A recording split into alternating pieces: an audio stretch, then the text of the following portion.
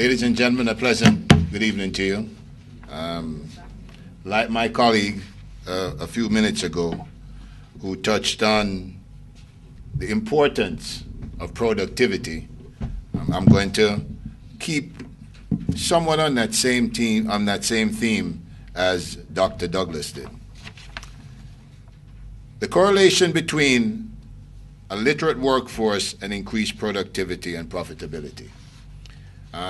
I find it is amazing that when you are what I call going through the ranks of life as a child, as a student, as someone who is studying, you're not recognizing the impact that your life is going to have, not only for yourself as an individual, but on the lives of other people as you start to find your niche and determine what you do as a person.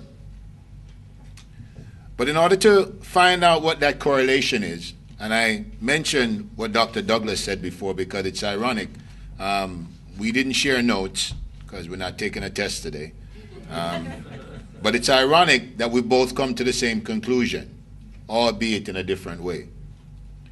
In order to do what I've been asked to do, the first thing we have to do is look at the value of human capital, which I think, in all honesty, that's where our problem begins.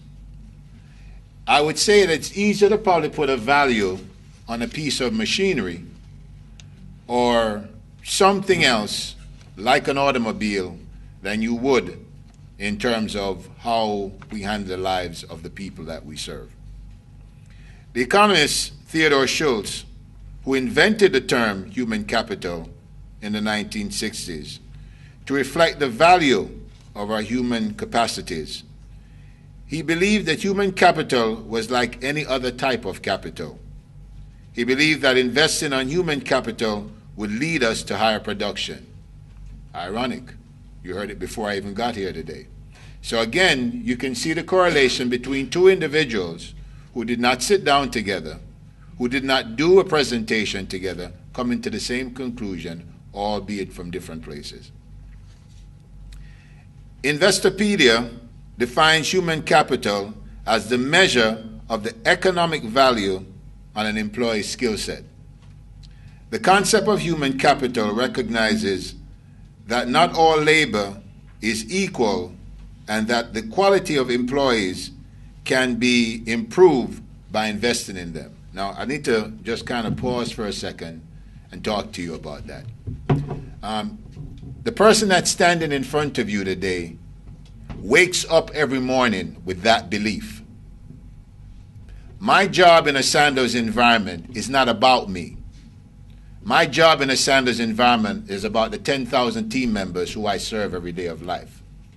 It's my job to see to it they get to what I call the transfer point. What is the transfer point?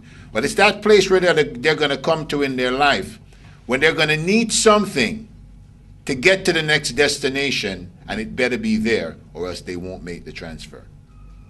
And that transfer is knowledge. That transfer is having an understanding about what you do, how you do it, and how productive you are in the workplace.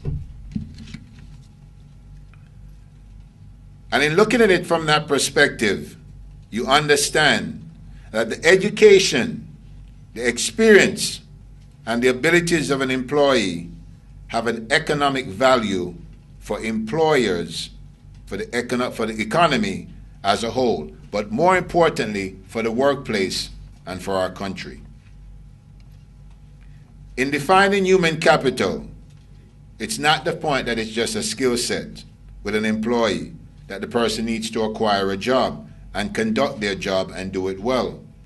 But they also need to be trained. They also need to gain experience from what it is that they're doing, which increases the employee's value in the workplace. Again, Dr. Douglas asked a question about the people who come to work and don't add any value. Believe me, they exist. Now that's the person that comes to work every morning and they have the sorriest face on planet Earth. They don't tell anybody good morning. They don't tell anybody hello.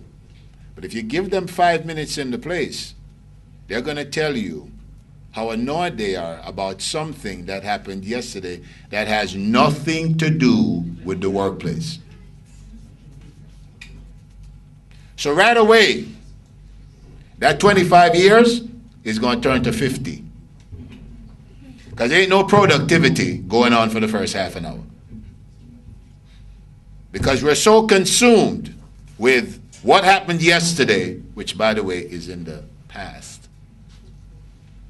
Not having any effect on today, but we're spending time going over and over and over like a recording that has no value to the person who is having the conversation, let alone the colleagues who weren't even present when the event took place last night. But guess what? It makes for a work environment that's conducive where nothing gets done. The correlation between a literate workforce and increased productivity and profitability is aligned with the comments that I've just mentioned above. A literate workforce will not only demand more of themselves, but also demand more of their employers. The self-actualization process, which is a key indicator of where employees are in the workforce, while they display their behaviors, has a positive effect on the organizational effectiveness. Simple example. If you spend your waking life telling someone what time they need to come to work, just like Dr. Douglas said, you're handling the goods too often. If lateness is a problem, then, ladies and gentlemen, productivity has to be a problem. Because somebody's waiting on you to be on time while you are late.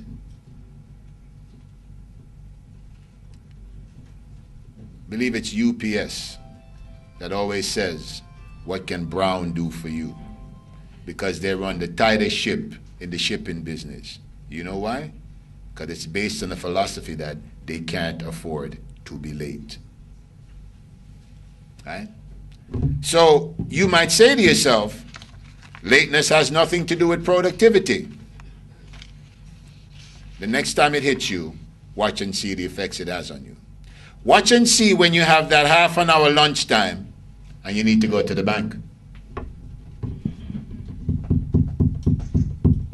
And the teller is taking all day. But you only got half an hour because you got to get back. But they have all day. So what difference does it make? Because they're not thinking that you are busy like they're supposed to be busy. Okay? I kind of figure that by now, any bank should know when their busiest times are, right? Reasonable? Sometimes I wonder. Sometimes I wonder. Because you go in there and you see less people when the place is full than when the place is empty. Go figure. So obviously, again, something is wrong. Because there's someone who is going to be frustrated in that line that's going to not only be non-productive in their own workplace, they're going to take their business elsewhere. But we're not understanding it.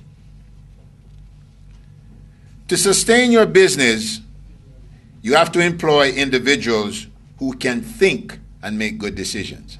Now, again, I'm not so certain some people understand what that means. Right? Ever been to an office where only one person has the key?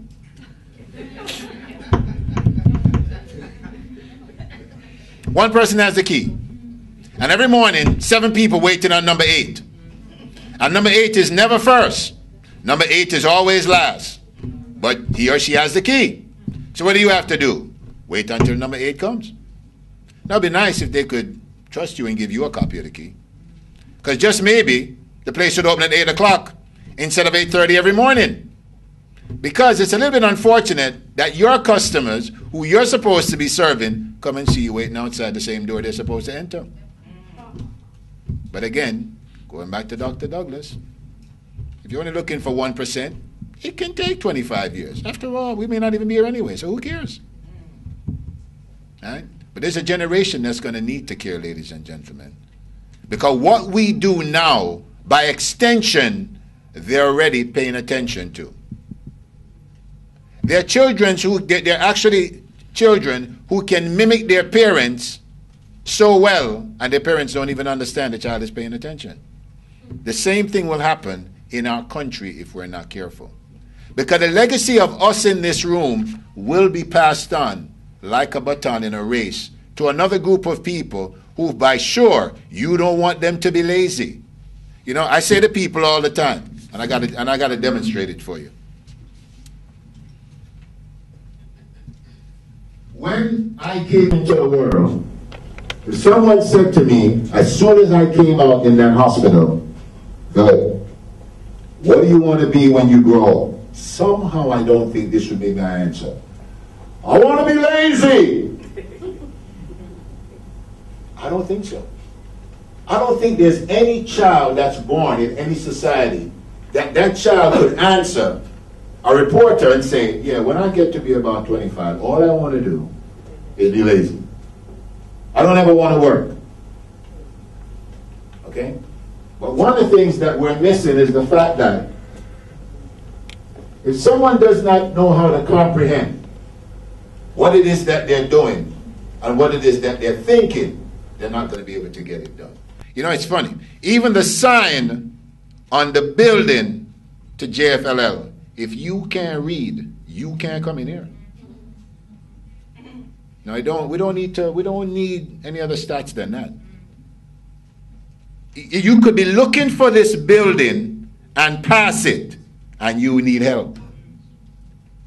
So even where you're going for help, you can't find it because you don't know how to get there. Well, if there's a place that needs a roadmap, it would be that. Because if you're not literate and you don't know where to go to get your problem solved, then you got a bigger problem. Not only as an individual, but in a place where you're surrounded by other people who have the same problem.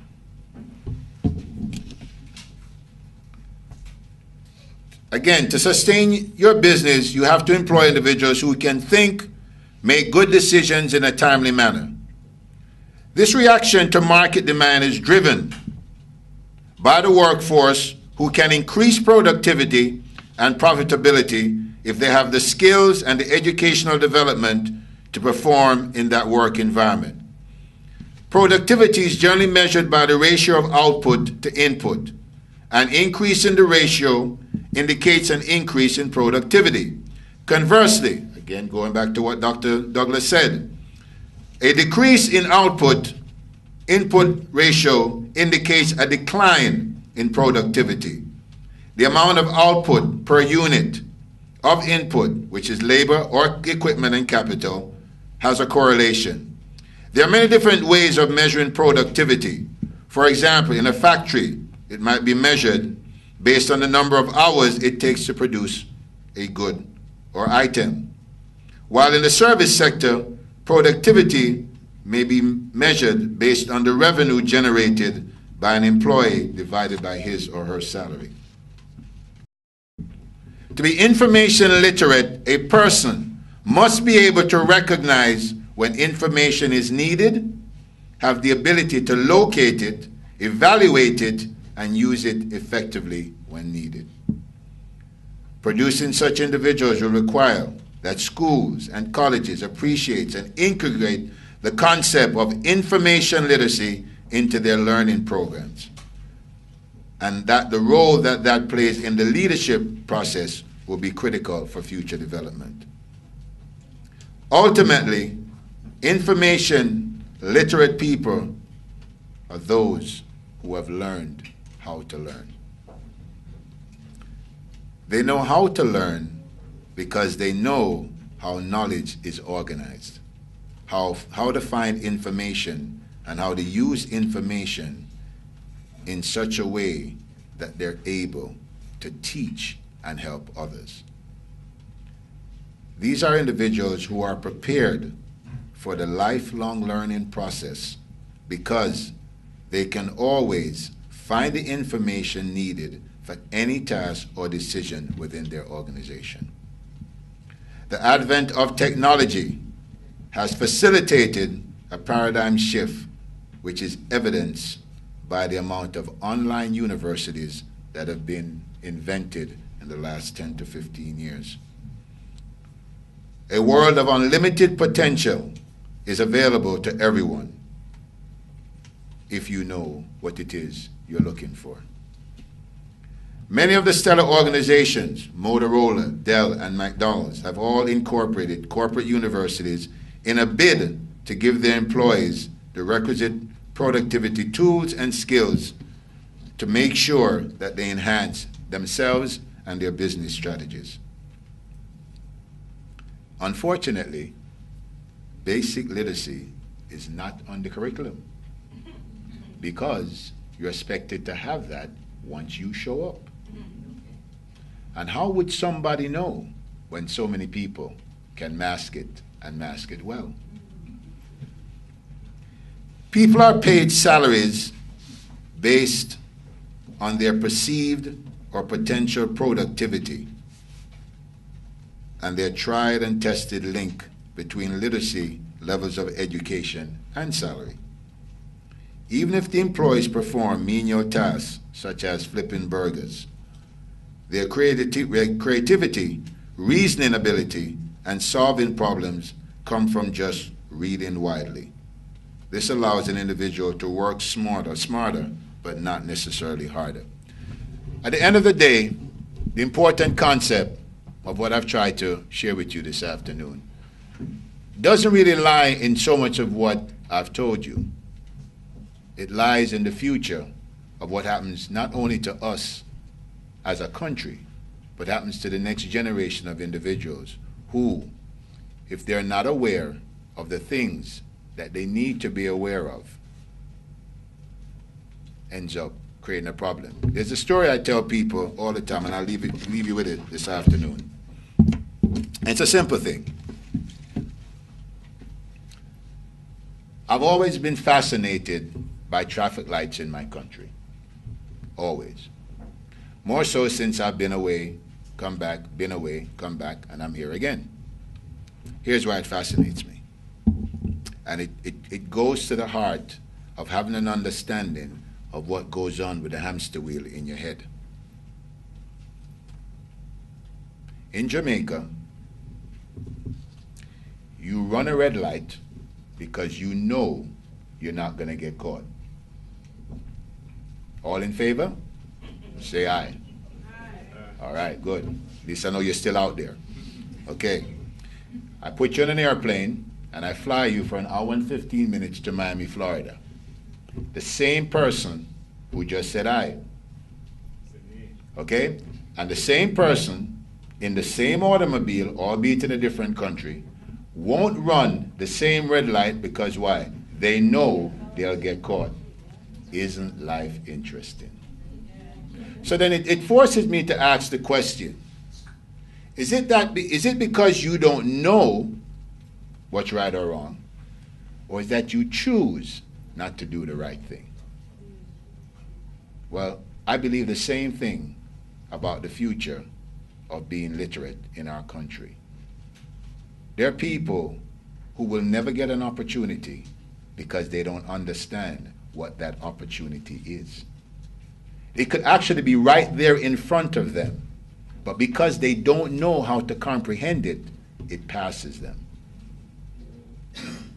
Now, it could be a future teacher, it could be a future doctor, lawyer, minister of religion, anything.